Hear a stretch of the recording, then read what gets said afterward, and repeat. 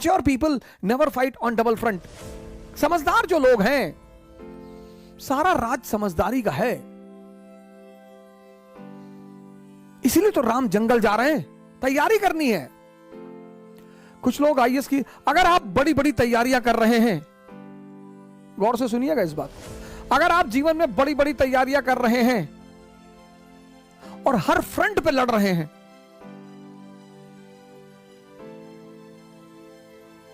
हमारी माता जी हैं, एडवोकेट हैं गोंडा डिस्ट्रिक्ट में, बड़ा परेशान रहती गांव के लोगों को लेकर। भैया वो मड़हा रख लिए खेत में, रखने दो भैया, वो पेड़ था अपने खेत में उसको काट लिए भैया, तो काट लेने दो, पेड़ काट लो, कहे तो दूसरा वाला भी काट ले जाओ। किसके रिश्तेदारों ने, किसके पट्टीदारों ने किसको खुश रखा है? हां, जब आप ऊंचाई में पहुंच जाएंगे तब ये लोग भाग कर आएंगे। दुनिया में 3 लोगों के बिना आप नहीं रह सकते और 3 लोगों के साथ नहीं रह सकते। कौन है वो 3? पहला है आपके दोस्त, दूसरे हैं आपके पड़ोसी और तीसरे हैं आपके रिश्तेदार। इन तीनों के बिना भी आप नहीं रह सकते और इन तीनों के साथ भी आप नहीं रह सकते। इन तीनों से अपने आप को बचाना ही योग्यता है। आप उठे समस्तीपुर से, बैग उठाए, किसी को बताया ही नहीं कि आप आईएएस की तैयारी करने जा रहे हैं, बताया ही नहीं, आपने चर्चा ही नहीं की। अगर किसी ने पूछा कि दिल्ली जा रहे हो, हाँ वो इन्फो जॉब लग गई है, ऐसा ही जॉब लग गई है। बेंगलोर जा रहे हो, हाँ इन्फोसिस में जॉब लग गई। जब तुम अपनी महत्वाकांक्षा किसी को बताते हो और तुम योग्य होते हो तो जलन पैदा होती है। यह मानवीय प्रवृत्ति, ऐसा नहीं हमारे में होती, तुम्हारे में होती, सब में होती है।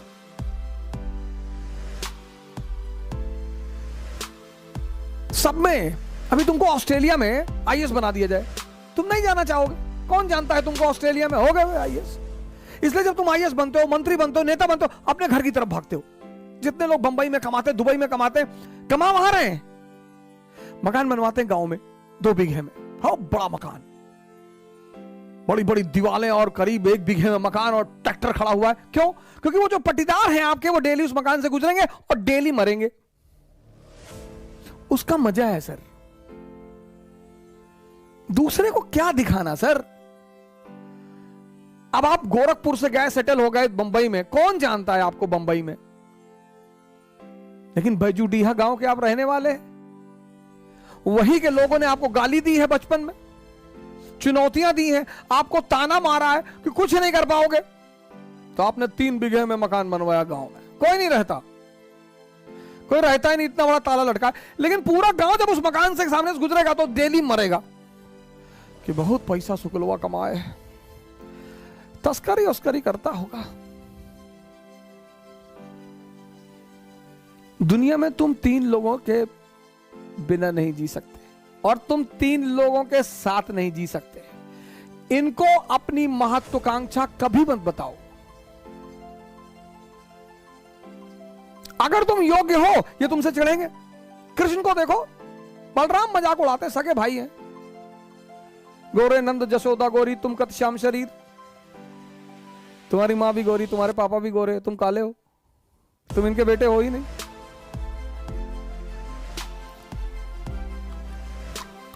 फिर बलराम एक दिन कृष्ण से कहते हैं कि ये वृंदावन के यादव लोग तुमको पीटने का प्लान बना रहे हैं। बोले क्यों? बोले तुम इनकी बीवियों के साथ नाचते हो, पीटेंगे नहीं? अरे बोले यार तुम भाई टेंशन मत लो, हम हैंडल कर लेंगे। एक दिन बारिश हो रही थी वृंदावन में और कृष्ण ने गोवर्धन पर्वत उठा लिया उंगली पर। अब आप सोच के देखो कि कोई अपनी उंगली पर पर्वत उठा ले। डिमॉन्स्ट्रेशन ऑफ पावर, शक्ति का प्रदर्शन। तब यादवों ने कृष्ण से कहा कि देखो भैया, तुम बीवी के साथ तो नाची रहे हो, तुम साली के साथ भी नाचो, हमको कोई टेंशन नहीं।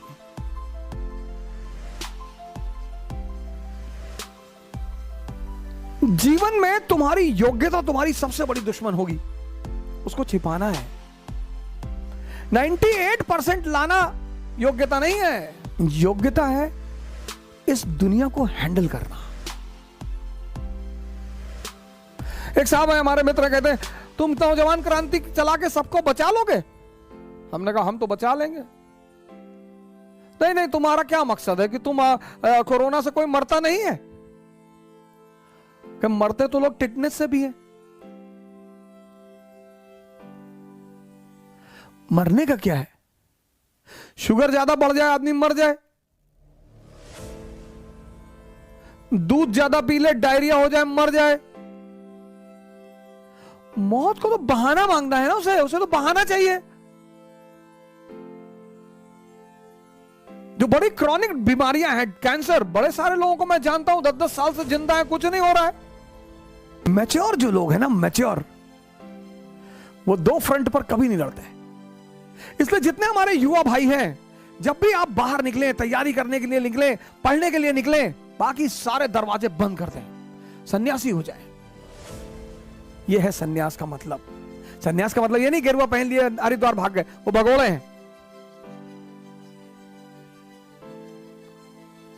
वो भगोड़े हैं। सन्यासी बन जाइए। दिल्ली आइए, इलाहाबाद आइए, बेंगलोर आइए, हैदराबाद आइए, सन्यासी बन जाइए। कोई आपसे कह रहा कि दिमाग खराब है तुम्हारा, आईएएस कभी नहीं बनेगा तू। जी भैया, हम तो भैया ऐसे ही चले आए भैया, हम तो एनसीईआरटी पढ़ने चले आए भैया, हम थोड़ी आईएएस बनेंगे भैया। और जिस दिन आईएएस बन जाओ उसी आदमी को पहले बुलाओ, तो क्या हाल है तुम्हारा, क्या कह रहे थे तुम? अरे भैया हम तो ऐसे ही कह रहे थे भैया, हमारी तो अम्मा कहती हमारी शक्ल कुत्ते जैसी। बिल्कुल सही कहती तुम्हारी अम्मा। इस दुनिया में मजा क्या है सर? विरोध का होना। विरोध विरोध, जितना तुम्हारा विरोध होगा उतने तुम्हारे उभरने की संभावना बढ़ जाएगी।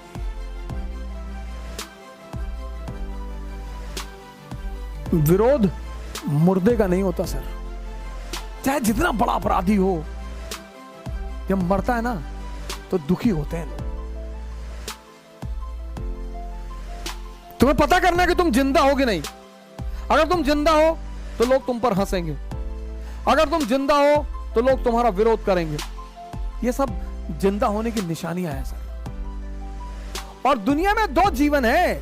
एक बात याद रखिएगा, ये जो सिद्धांतों की बात मैं करता हूं ये दुनिया के लिए करता हूं, वर्ल्ड, इस वर्ल्ड के लिए। एक आध्यात्मिक जीवन है, वो दूसरी दुनिया है सर, वहां के नियम अलग हैं, वहां के कानून अलग हैं।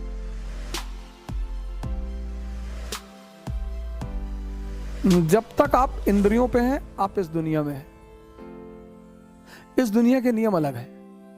जब आप चैतन्य पे पहुंच जाएंगे आप उस दुनिया में पहुंच जाएंगे। उस दुनिया के नियम अलग है, उस किनारे का नियम अलग है, बुद्ध का नियम अलग है, महावीर का नियम अलग है। लोग हमसे कहते हैं कि अरे आप कृष्ण को कैसे डिफेंड करेंगे? मैंने कहा कृष्ण बहुत बड़े खिलाड़ी हैं, इस दुनिया में भी खेलना जानते हैं, उस दुनिया में भी खेलना जानते हैं, दोनों किनारों पे हैं। आमतौर पर आप एक ने एक किनारा छोड़ दिया तो आप एक ही किनारे पे बैठेंगे, इसलिए हमने उनको परम योगी कहा। वो जानते हैं इंद्रियों की दुनिया बेईमानों की दुनिया है, तो जिसकी जो दुनिया है उससे उसी भाषा में बात करनी पड़ेगी। कभी कभी होता है ना कि दो अपोजिट आदमी को आपको समझाना होता है। ये बात मेल जो वर्ग है, मेल पुरुष, वो ज्यादा समझेगा, खासकर जब उसकी शादी होती है। दो सुपर पावर आमने सामने होते हैं, पत्नी और मां, और दोनों के बीच कोल्ड वॉर शुरू होता है कि गुलाम किसका। पत्नी खाना बनाएगी, अब अपने पति से पूछेगी कि कैसा बना है। वो तो कहेगा कि ऐसा खाना तो भाई जन्नत में भी ना बनता होगा, बहुत जबरदस्त खाना। फिर मां खाने बैठेगी, फिर मां पूछेगी, मां कहेगी बेटा ऐसे दाल बनाते हैं, ऐसे नमक भर दिया उठाकर, ये दाल है, सब्जी है। सर कोई मामला थोड़ी होता है, दोनों को सिर्फ ये चेक करना होता है कि गुलाम किसका। अब यहीं पे बहुत सारे हस्बैंड, नए नए हस्बैंड जो हिस्ट्री नहीं पढ़े होते हैं, वो फंस जाते हैं। क्योंकि अगर आपने मां का पक्ष लिया तो आप ठोके गए। बीवी कहेगी तुम ही तो कह रहे थे जन्नत में ऐसा खाना नहीं मिलता, और अगर आपने बीवी का पक्ष लिया तो मां नाराज हो जाएगी कि जा घुस जा पल्लू में, मैं तो जानती थी। तब आपको पता है कौन याद आएगा? हिंदुस्तान का एक महानायक आपको याद आएगा। कौन? जवाहरलाल नेहरू। और उनकी एक नीति आपको याद आएगी, कौन सी? गुट निरपेक्षता, नॉन अलाइंड। तब आपको पता चलेगा कि अरे बाप, ये है नॉन अलाइंड।